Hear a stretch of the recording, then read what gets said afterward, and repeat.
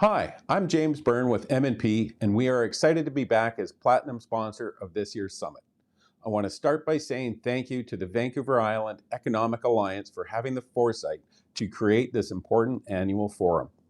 7 years ago, VIEA had the vision to create an economic report card for the island to provide data-driven insights into what's happening in our regional economy.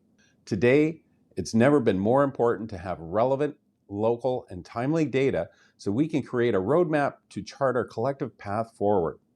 M&P is proud to work with VIEA to bring this report to life each year. Our consultant on this project is our senior economist, Susan Mowbray, who has developed an in-depth knowledge of the island economy. It gives me great pleasure to introduce Susan to share the highlights of the 2021 State of the Island Economic Report.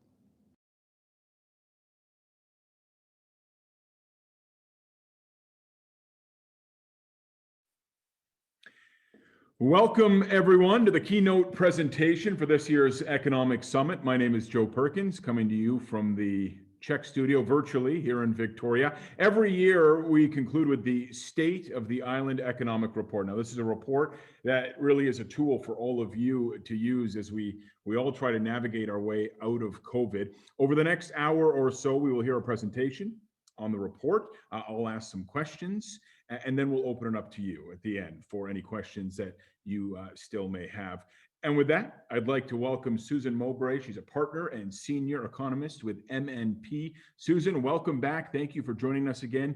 And the floor is all yours.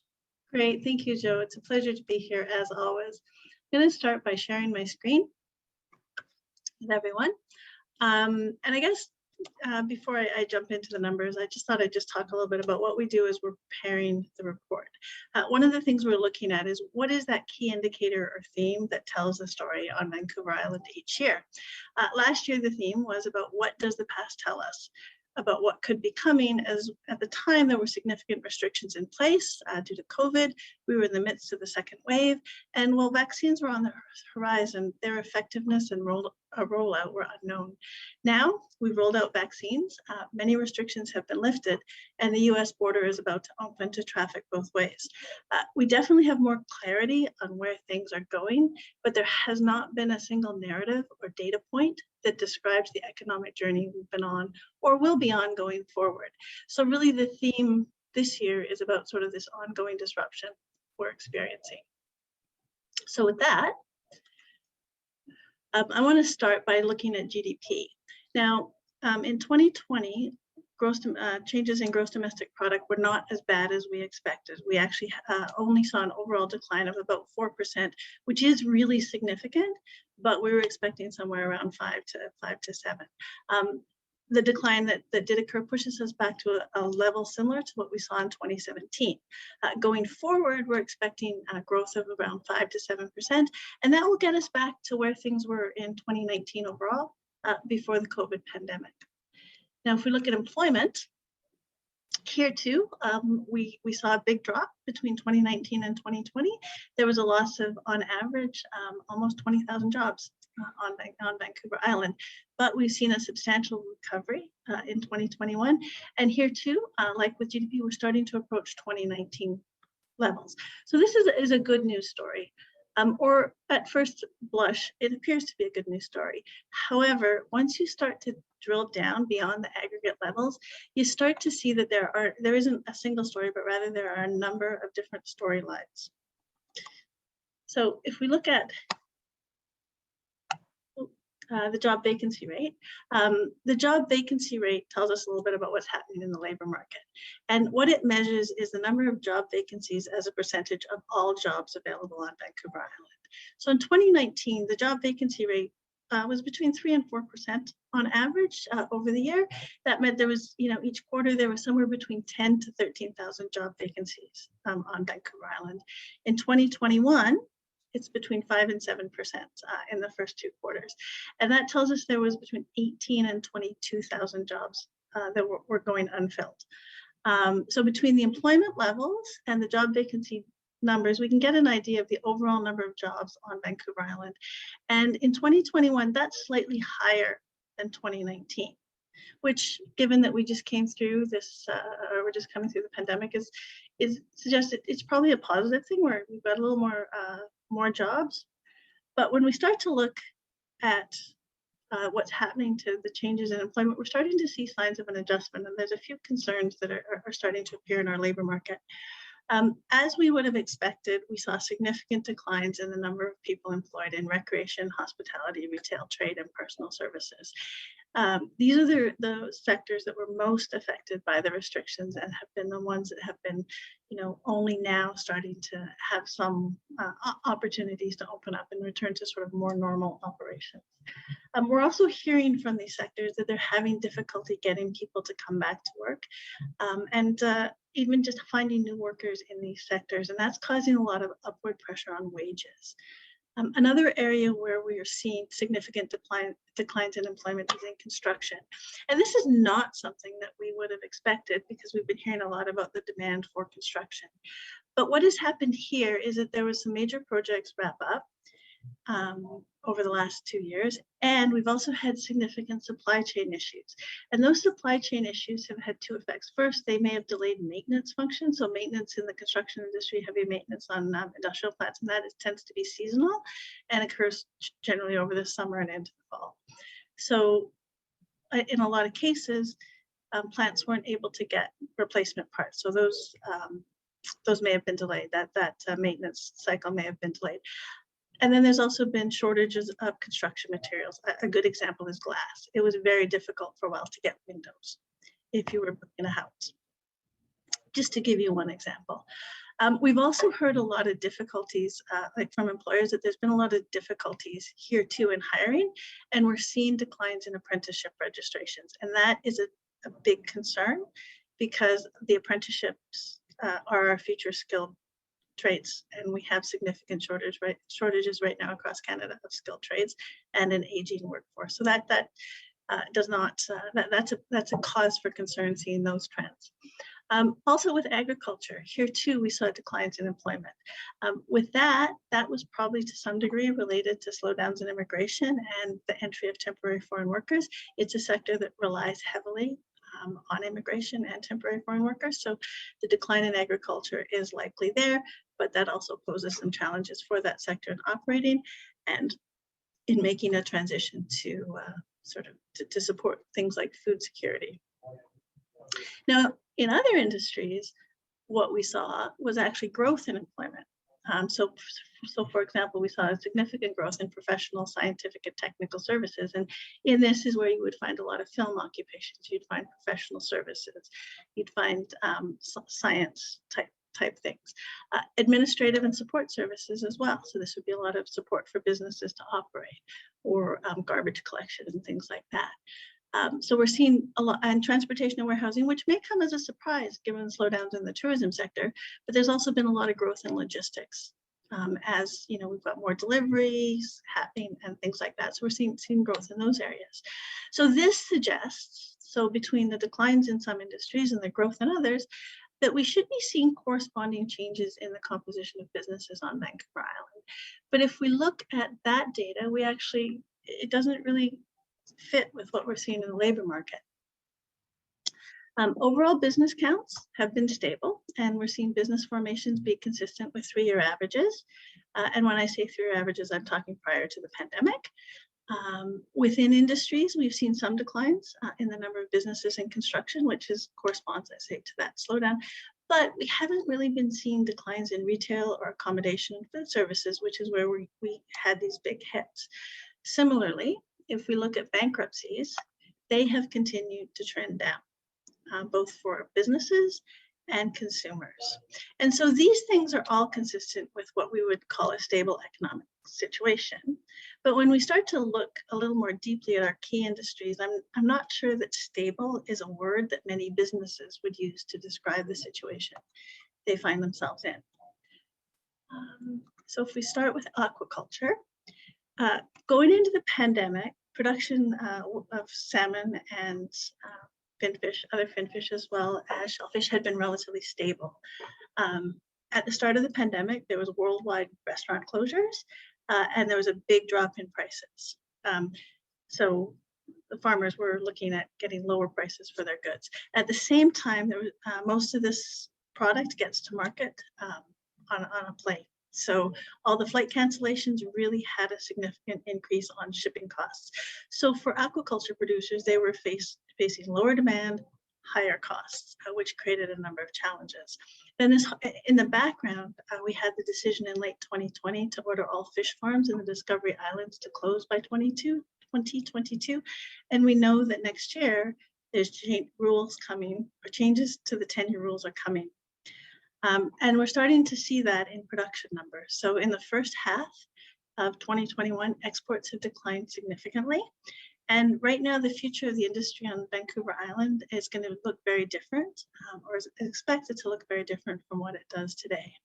And for areas on the north and west coast, where salmon farming is a very significant employer, those jobs are going to be difficult to replace. So for aquaculture, stability is not a word that I would use to describe the situation. It's more along the lines of significant uncertainty. Now, forestry, on the other hand, was one of those industries that actually had an improvement through the pandemic as the pandemic progressed. So heading into the pandemic, we'd had a prolonged strike at Western Forest Products that had really slowed production and harvesting activity.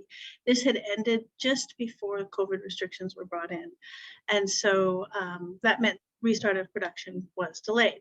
Now, BC was not the only place, and Vancouver Island was not the only place that experienced production slowdowns. During the lockdown, a lot of mills and that were closed, or as they responded to changes in social distancing requirements and that.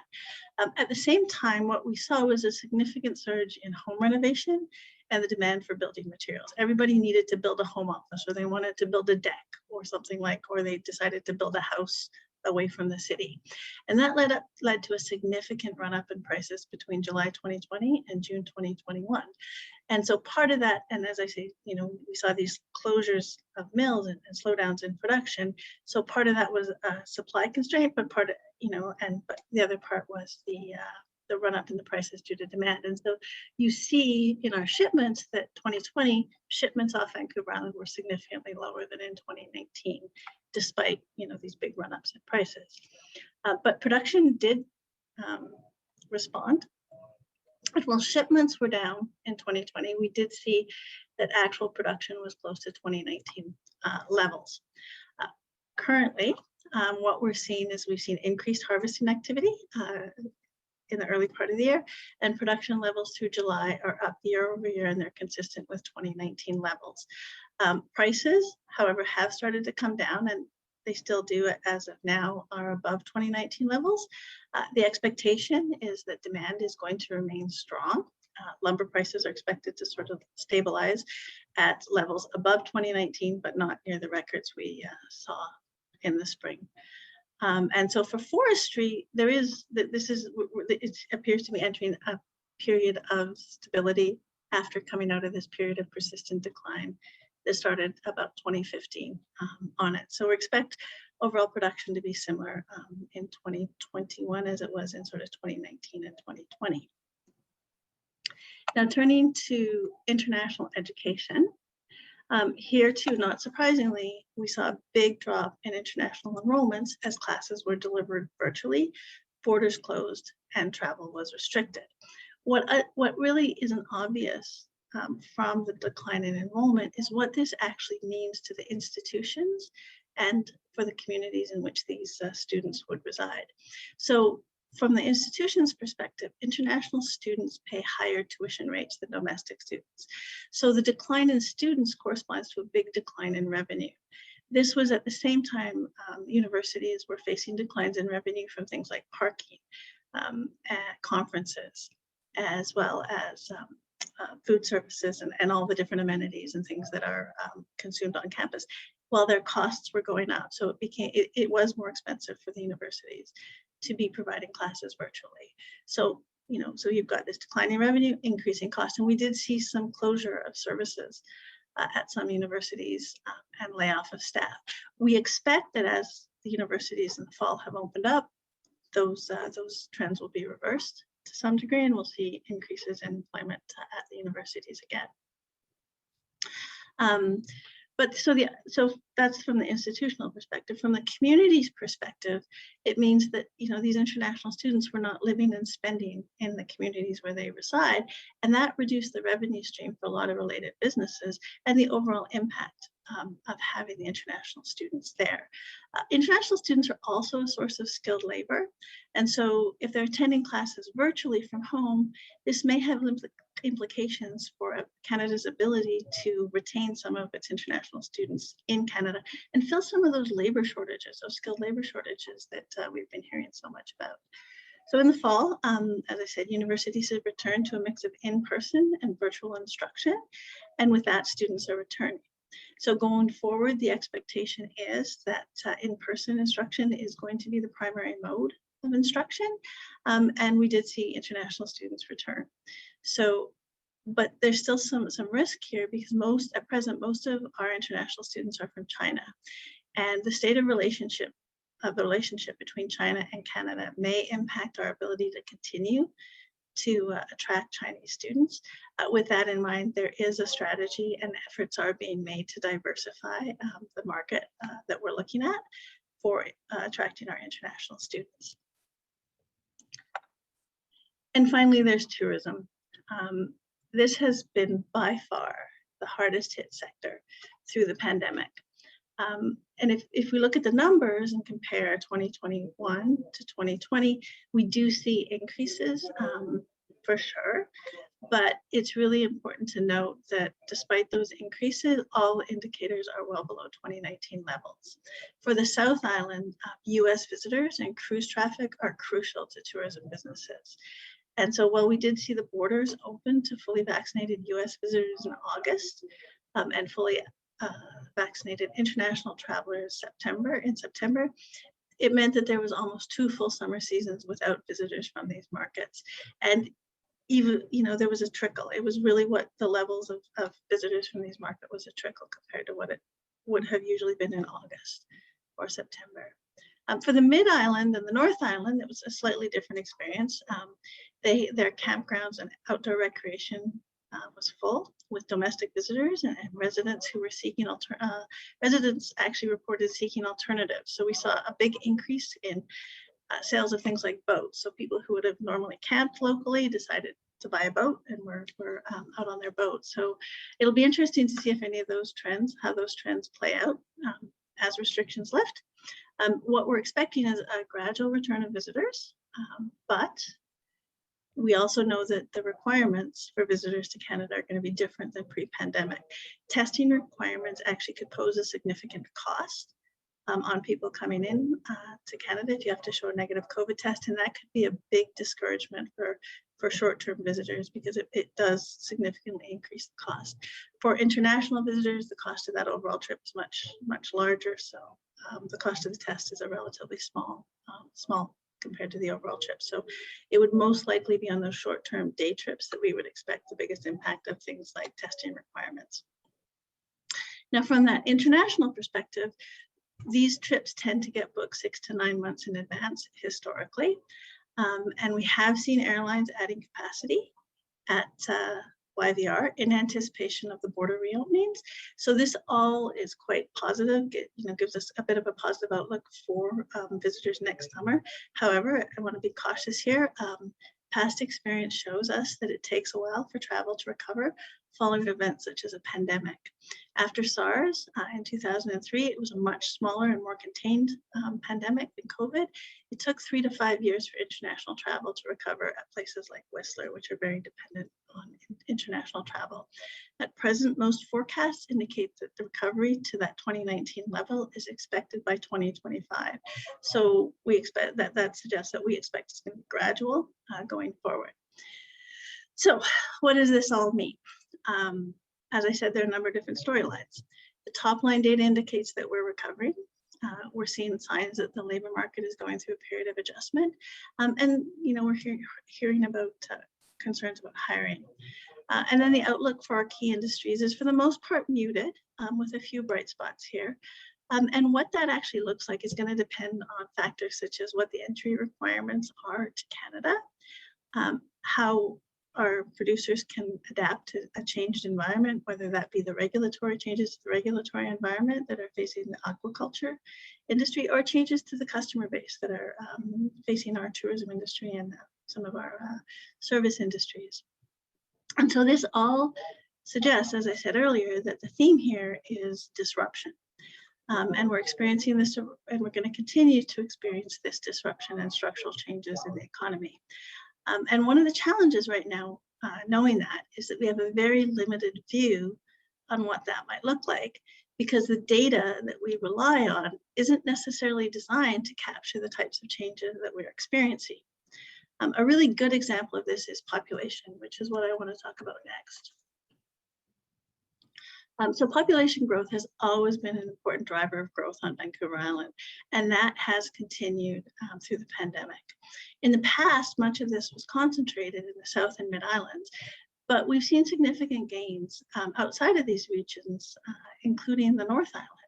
And so there's some indication that, anecdotally, that this may be related to the availability of flexible work arrangements. And that change has a number of implications for municipalities. The two that I wanted to highlight are the first one, housing. Over the past year, we've seen a significant run-up in housing prices. And part of this is due to lack of supply, but also it's due to increased demand. We've also been hearing reports in a number of communities about the lack of rental housing, and this is particularly in smaller communities. So a second consideration is the provision of municipal services. With a larger population, there are greater demands on infrastructure, and the question becomes, how do you fund it? Our current funding model and the way we measure employment and other elements of data both assume that people live where the business they work for is located. If the relationship between where one works and where one lives changes significantly, that means the tax base changes. So at this point, it's too early to say how many people will be living in one region and working remotely in another, but it's not too soon to start thinking about what this means for how we finance public services. We also don't track any information on emerging industries, such as film and television. So we don't really have a good idea of what the footprint of these industries are, or how they've grown over time. And when we look at it, these jobs that are being generated by things like film and television would be included in aggregate measures of employment across several more traditional industries. And this is a known problem, and there's a lot of work being done on it to get a better idea of what the labor market actually looks like, so we can understand where some of these labor shortages might be. But even alternative sources such as online job postings have really big gaps in what they show. So we might be able to look at a number of online job postings, but there's a lot of skilled trades jobs are not posted. That is not how recruitment is done. So we still have a lot of work to go on sort of the data to help us understand exactly what's going on and be able to make better informed decisions. So based on the information we do have, what we expect is that we're looking at a prolonged recovery that's going to be a little bit uneven. And so some of the key considerations in this are labor market conditions. So businesses are dealing both with labor shortages, which is constraining their ability to operate and expand, as well as skill shortages. And a labor shortage refers to not getting applicants to a job, not being able to find anyone to fill the position. A skill shortage means that the labor that is available does not have the skills required. And part of this is related to that disruption caused by the increasing adoption of digitization. There's a lot of gaps in digital skills, and it's areas where you wouldn't really, that might come as a surprise. Something as simple as knowing how to process an online order.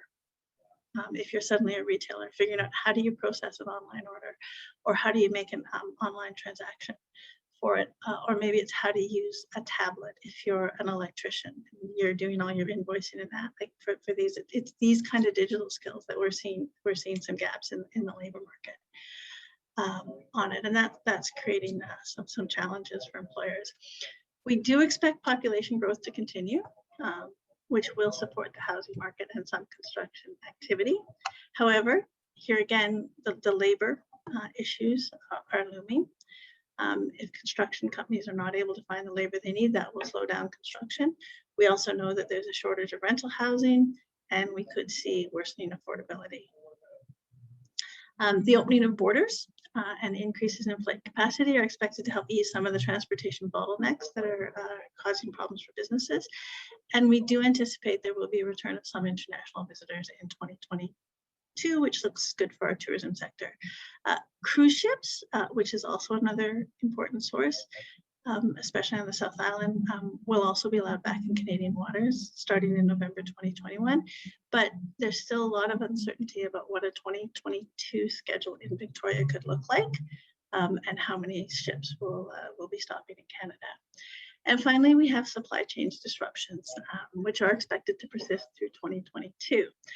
These are raising costs and affecting delivery times. I talked a little bit about the effect of supply chain disruptions on the construction industry, but it's also affecting other industries, like the restaurant industry. I'm sure everyone has heard about the shortage of silicon chips. That means there's fewer cars, you can't get a computer, you still can't buy a PlayStation 5. But we've also seen a lot of issues with the domestic supply chain as well. As I said, restaurants have been experiencing some of this. Over the winter and spring, they were not able to consistently get ingredients due to closures of processing plants in Ontario. And so this meant menus were having to be constantly rewritten or changed, and it poses additional costs on businesses. And so all these increases in costs, these labor shortages, which are driving up wages, are creating elevated levels of inflation, which we expect to persist for a while longer as those supply chain issues get sorted out and the labor markets adjust. Now with that, I'm going to turn it back to you, Joe. That sort of summarizes what we found as we put together the report this year. That's great. Thank you, Susan. Have you been looking for a PlayStation 5 for long, or is this something you've wanted recently? Well, I promised my son that he would have a PlayStation 5. He started university in September. The idea that he could take it with him, he's still waiting. Yeah, we have a few people in our newsroom too are looking to get a PlayStation 5. So lots to go over there. Thank you for that. I'm wondering if we're going to change the screen here. I'm sure we will. Let's talk about the labor shortages, because I think that's one thing we hear a lot, especially here on the South Island, something that we continue to get emails and calls about into the newsroom. Why aren't you doing stories on the labor shortage? I mean, we've done a lot of them, but it never seems to be enough. So I'm curious, the relationship between labor shortages and government support. I mean, you mentioned that we have somewhere between 18,000 to 20,000 jobs that we've lost right now. Meantime, many of these former employees are still collecting government support in some capacity. There are still programs ongoing. I think there are people out there who believe that there's a relationship between the two, that because of the government support that has surfaced out of COVID, some of these people just don't want to go back to work. They don't need to work. They're getting support elsewhere. Your thoughts on that? So that's certainly something we're hearing a lot about. And there's a lot, and this is where we do have, as I was talking about, data issues. There's certainly data issues around this. What we do know from what we've seen is that there are reports and there are vacancies, and businesses in the hospitality sector are having difficulty rehiring staff. That is true. We also know that if we look at the employment insurance claimants, those numbers are elevated, but those elevated numbers don't explain the whole gap. Right. So there's certainly, and when you look at the EI claimants, what you also see is that there's relatively more women than there has been in the past.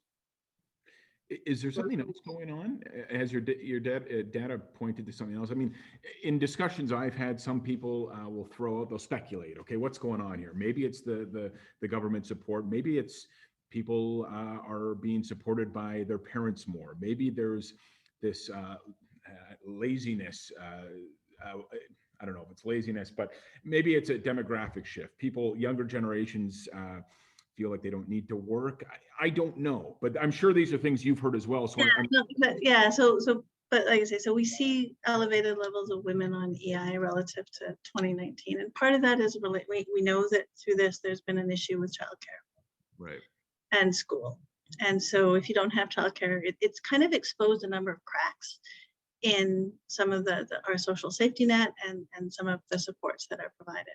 So there's certainly women who aren't able to go back to work because they have either elderly parents or maybe their parents need to go into care. They don't want to send their parents into care because of the issue in long-term care homes. Same thing with children. Maybe they don't have stable childcare for their kids. So that's one facet of it. Another thing is as I say, we have seen growth in other sectors. So there's been some people that have left the hospitality industry and they've probably gone and are now working in other areas. Right. On it. So there's been that adjustment there. And then of course there's do people really not want to work? And that is a more difficult question. And that's something that's going to be debated. And one of the things about COVID as an economist, this is a natural experiment where we can test some of this because we know that the government support are currently expected to end next week. And we'll see what happens after those government. That'll help us answer that question about how much of this labor shortage is due to those support programs versus how much is due to other factors. One thing that we haven't really talked about is immigration. Immigration really slowed down. And so when you have fewer immigrants coming to fill jobs, that means that, it's harder to fill those jobs, especially at some of those lower skill level occupations. So there's a lot of different things going on around that labor shortage. How much each one accounts for, we don't have the data to be able to definitively answer that yet. There's probably a little happening, would be my guess. All right. You didn't talk much about inflation, and we have seen higher levels of inflation here on Vancouver Island, and there's some speculation out there that this is going to continue for some time. Should we be worried by that? Right now, the expectation, so there's two things when we're looking at measures of inflation. The first thing is to remember it's a year-over-year change. And in 2020, a big part of our inflation is energy. Like a big part of how we calculate inflation is the amount that's spent on energy. And so when we had all the lockdowns, gas prices and energy prices fell significantly. And so as we've opened up and economic activities returned, demand for energy has gone up and prices are rising. And actually right now, gas prices are at some of their highest levels in history.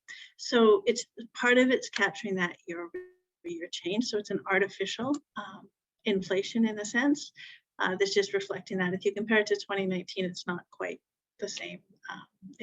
I've taken an annual average over that. It's still sort of in line with those core inflation rates.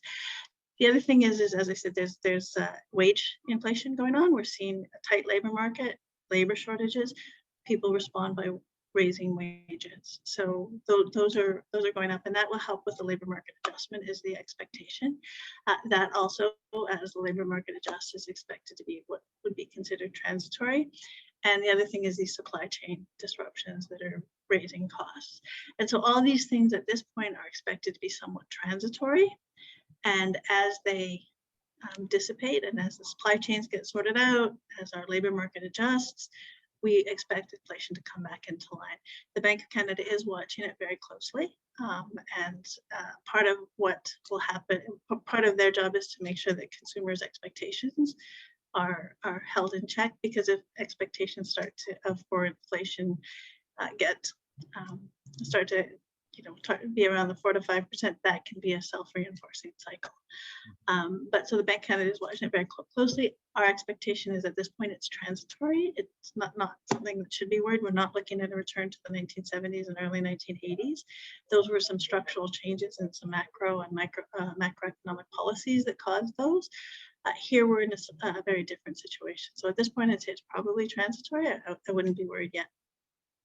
One of the things I noticed when I looked through the actual physical report that everyone watching will receive is that it seemed to me, and maybe I'm wrong here, but I'm wondering, it seemed to me that Vancouver Island as a whole did, in general terms, better than the provincial average in a lot of sectors. You're nodding. So why is that? And it is the case then that Vancouver Island, I guess, fared across the board quite well when you look at the province. Yeah, Vancouver Island fared reasonably well, especially compared to the province. I think the hardest hit sector, which would be unusual for a desert, would be the Lower Mainland, which is not something we would normally expect during an economic downturn. That the Lower Mainland would, be in a better position because of the diversity and the size of its economy than some of the outlying regions. This one is part of one of the unique aspects of COVID. It comes back to what were those sectors that were affected. They were entertainment, they were hospitality, and that's where the big job losses were, and that's where most of those people in the in BC work, is just because it is the center, population center. So the Lower Mainland was the area that was hit the hardest. We also saw people leave, as I was talking about some of those flexible work arrangements. A lot of people have relocated to other areas of the province, and they're still working for a company in downtown Vancouver. Most of this is anecdotal. They're still working for a company in downtown Vancouver, but they're living somewhere else. Right. And that takes me to my next question, this idea of the virtual trend. We've done this for a few years now, and I always try to look at the report and look at the presentation and go, okay, well, what's new? What didn't we hear last year? And I think it's safe to say that is something that never came up last year, or probably any year in the past decade, is the virtual trend.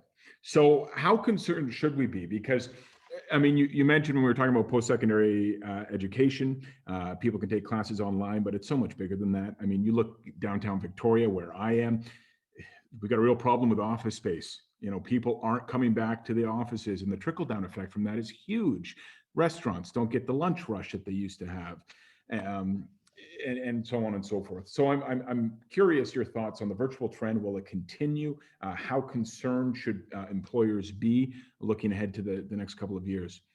I think the way to look at the remote work and the trend to virtual is that it gives you a labor market advantage. Employers need to adapt to our new labor market conditions. They need to be creative.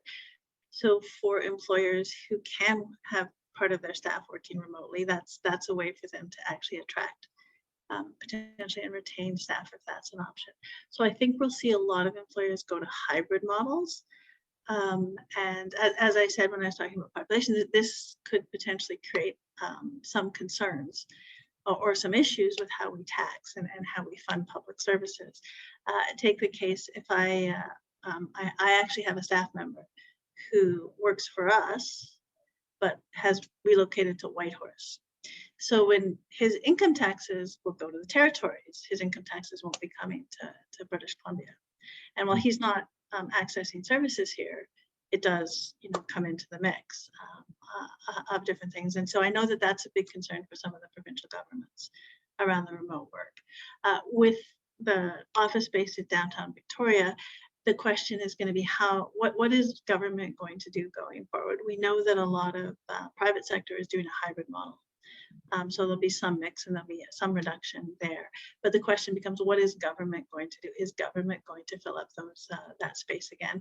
Or is it going to need to be repurposed for other things? And if it's vacant, what can it be repurposed for? I know there's been some experimentation done with things like growing food, like urban farming in some of these buildings. They're actually office buildings. They're very poorly suited for being converted to residential, but they're really well suited for hydroponic growing because they have the controlled environment and that. So it's about getting creative with what we do with that office space, and you'll see with that those trickle down effects will follow where that labor force moves to. And I guess it takes me to my next question about what changes you foresee coming out of this pandemic. Obviously, working remotely is one of them. Any other big ones? I think one of the things that to deal with the labor shortage, certain industries which have really not made investments in technology are going to be forced to look at technology. And a perfect example is construction. Construction, we're using the same methods and the same processes that we did 30, 40 years ago for the most part. But we're looking at significant shortages of skilled labor. So we need to look at how can we use technology to help alleviate that. It's not just about I can't find people. Well, if you can't find people, where's the gap for technology to fill in? A really good example is starting to manufacture walls. There's a trend where we're starting to see manufacturing of complete walls for houses in a factory environment. It's more efficient, the quality is better, and it takes less time. And then those walls get transported to the construction site, and it just gets assembled.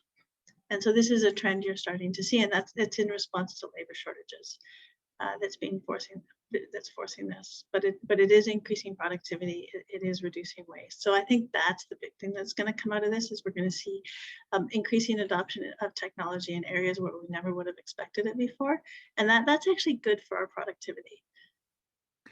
I'm not sure if I'm the only one, but I have to say, when we were looking at the job losses and where they were occurring, I was really surprised to see that we've had about 8,000 jobs lost in construction, because definitely on the South Island right now, it's everywhere. It seems like we are building a lot. I mean, I get it with the supply shortage. That makes sense. But I mean, is there anything else at play there? Can you provide a bit more insight there? Because I do think I'm probably not the only one that went, whoa, really? We've lost. It seems like we're building everywhere, right? Yeah. It seems like it's a good industry to be in. No, it was a number that surprised me too when I looked at it, which is why I had to look in a little closer. And like I say, there's some of it is the wrap up of some of the major projects. So there's a lot less sort of institutional and that the big projects wrapped up. So that would certainly explain part of it. The fewer jobs. It's not just those numbers include both residential and non-residential, and that other piece is some of that maintenance. The maintenance construction, and also we've got an aging workforce that's retiring, and we don't have. And as I said, we've seen a big drop in apprenticeship registrations, and that is a really significant concern, because we were already seeing challenges with getting people to go into the skilled trades and declining in apprenticeship registrations, and that there's really a big drop that occurred in 2020. That is a concern not just for construction, but also for maintenance and repair going forward. Susan, lots of information there. I am going to hand things over to our audience and ask them now if they have any questions they want to ask you. Thank you very much for your time. Great. Thank you, Joe.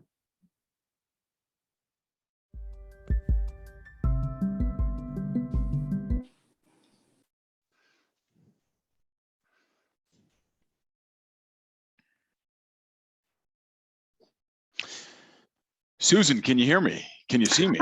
I can hear you and I can see you, Joe. Can you hear me?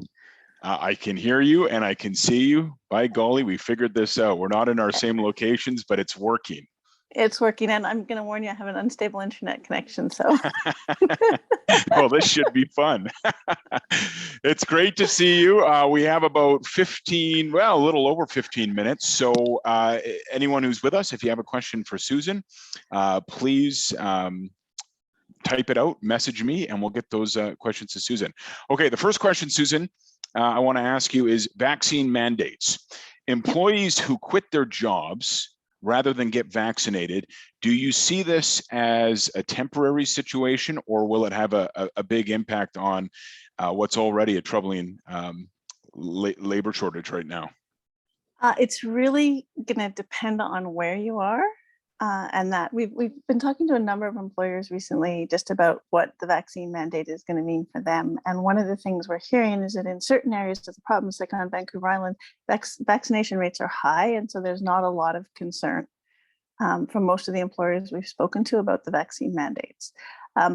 But if you're working in other areas, parts of the interior, there is a lot of concern for some employers about the vaccine mandates because vaccination rates are much lower.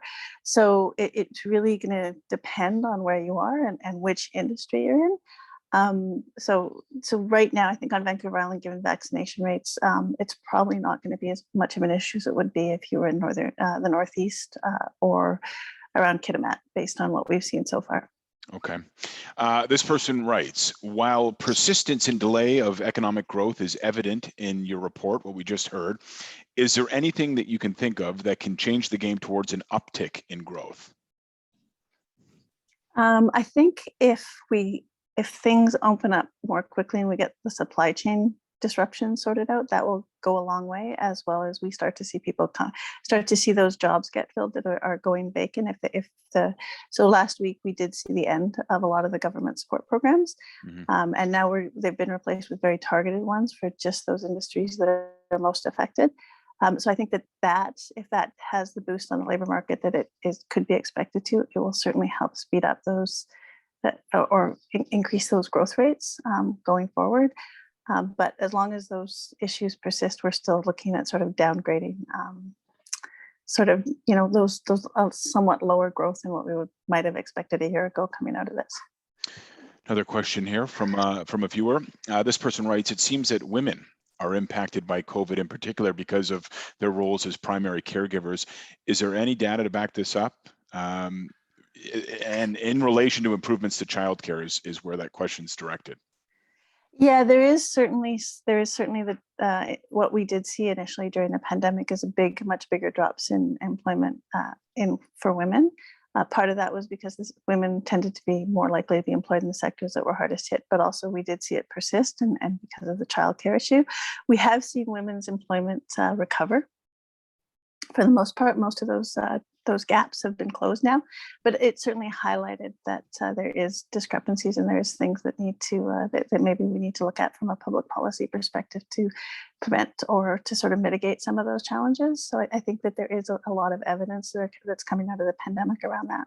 A few questions on the relationship between the lack of affordable housing and wages. So can you talk about the intersection between those two things, between job vacancies and so three things: job vacancies, the lack of affordable housing right now, and wages. And in discussing this person wants to know if there's any positive news stories on the island. I haven't really seen a positive thing on the island related to this. That there's two issues. Part of the affordability issue in the housing market, we're looking at housing sales. And that's a supply issue. So the amount of supply that was available for sale was much lower. And so that had that upward pressure on price. We're also not seeing huge increases in the stock of housing, the overall stock of housing. A lot of the construction that you're seeing is actually replacement of existing stock. So every time you see a new house being built, that's not necessarily a new house. It may be replacing another unit that had been demolished. So it's not as much as you would think in terms of the incremental. The other piece of that is the lack of rental housing. And this is a huge issue, especially in some of the smaller communities.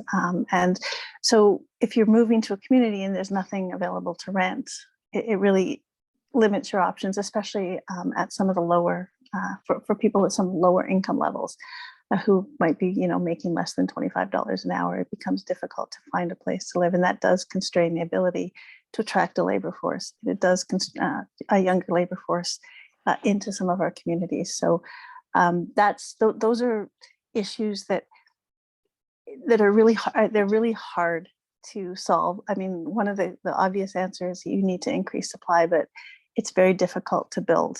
As you said, we were talking about, we've got a lot of construction going on, but we're not as much as we need to have. And so if we can't increase construction, how do we build more units? And this is a question that a lot of people are struggling with right now. How do we address that? The other part of this, Susan, though, is, you talk about the median wage rates on the island, and they haven't gone up at all, really. It doesn't look like they've gone up much. So that plays into this as well. I mean, how concerned should we be? People, they're not making enough money to afford a home.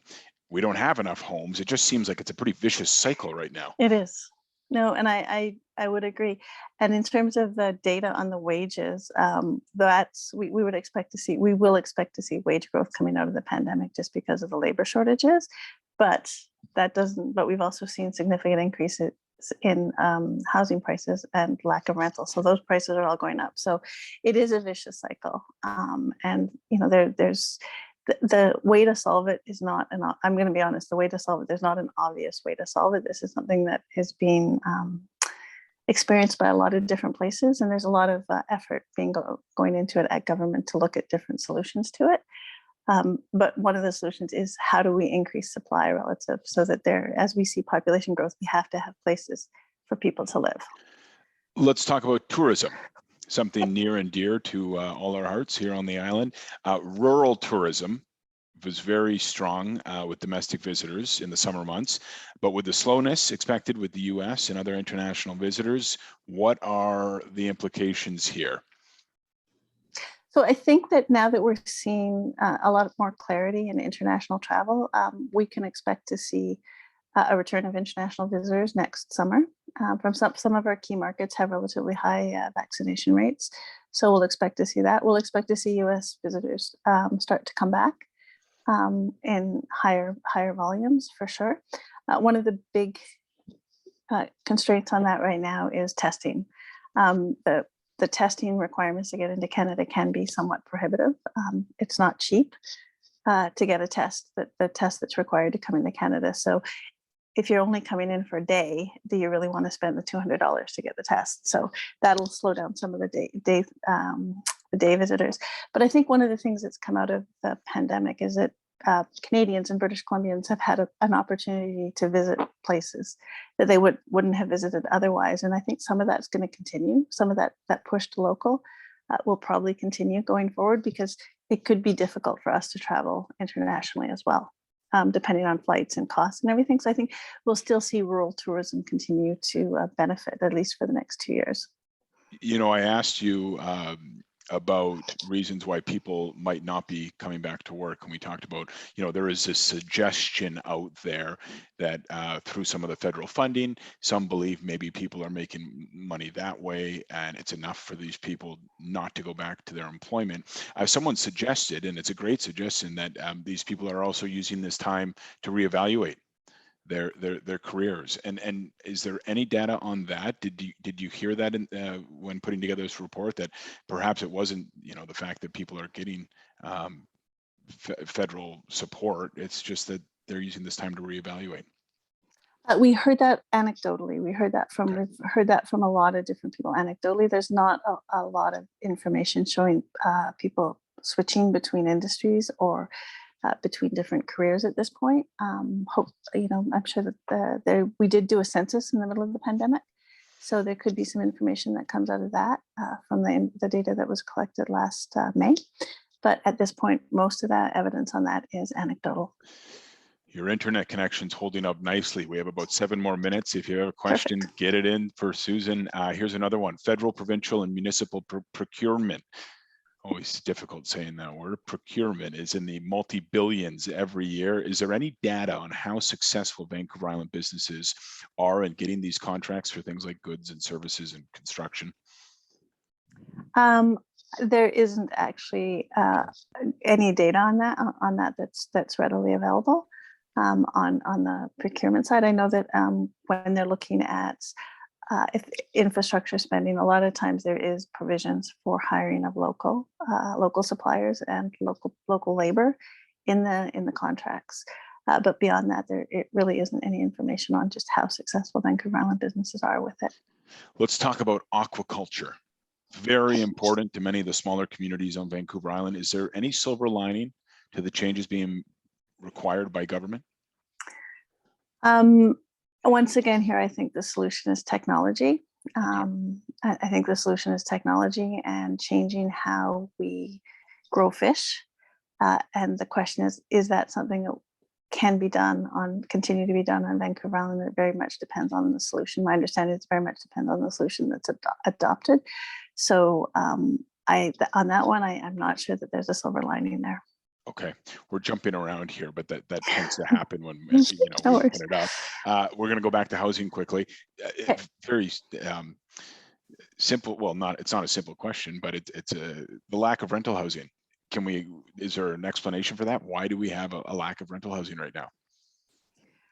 Well, for the longest time, we weren't building rental housing, and in a lot of areas, they were going through sort of rationalization and a slowing of their economic growth, like in rural areas, as the forestry has declined in that. So people were leaving, so there wasn't really an incentive to be investing in housing. and there wasn't significant housing growth or significant incentives to be building rental housing. That's starting to change now, and we're starting to see some policies in place and some incentives to actually provide rental housing. So unfortunately, it takes a while for the housing market to adjust to these things. So it's that backlog. We weren't building it for a while. It's going to take a while to catch up. Great question here from someone. Is there any data on how many people retired, possibly prematurely, when this pandemic hit? Not yet. Okay, but there might be soon. There might be soon. Hopefully, we'll have some of that information coming out in the next year or so. Okay.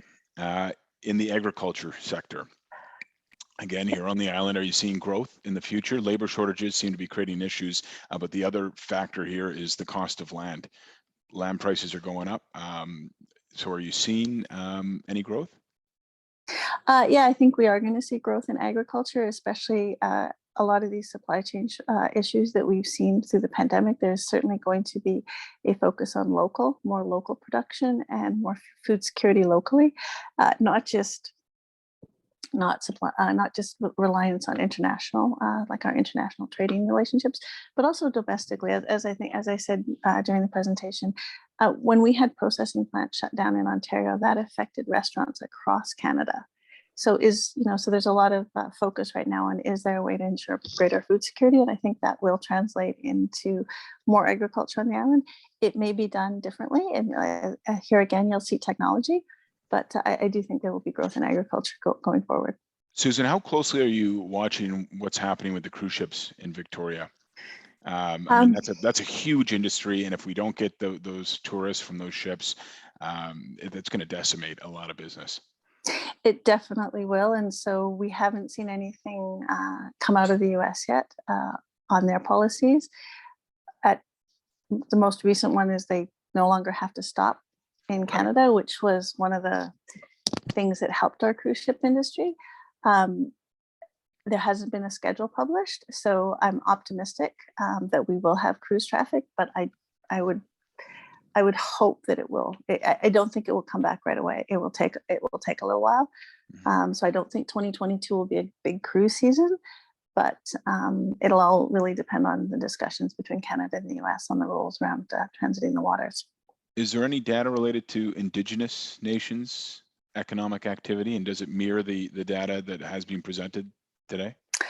There is not a lot of information on Indigenous economic activity on Vancouver Island, and it's certainly a data gap that we would like to fill. We've invested some time over the last few years in trying to fill that gap. We do know that the Indigenous footprint on Vancouver Island is quite large. The actual magnitude of that, though, we haven't been able to measure at present. We'd love to find a way to measure it. We're looking at a couple different options, so hopefully next year we'll have something in the report. And lastly here, as we wind things down, someone asks, how does annualized inflation look over the past 2 years? Actually, I can't answer that question. I don't actually have the numbers in front of me. Okay. Yeah, sorry. I can get, if they want to send me a note, I can get back to them on that. That sounds good. You know what? With that, Susan, I think that we have answered a lot of questions there. I think that I'm looking at the clock. I have 4:29. I think that is a good place to end. A reminder to all our guests here that you will be emailed a link to download this year's State of the Island Economic Report after this keynote presentation. But Susan, thank you. Any closing thoughts as we say goodbye? No, I think that let's just all be optimistic and hope that 2022 is better than 2021. Yeah, I hope so. Susan, thank you. It was great to do this with you again this year. To everyone joining, thank you. That is the Vancouver Island Economic Summit for another year. Thanks very much for being here. Have a great rest of your day. Take care. Bye-bye. Thank you.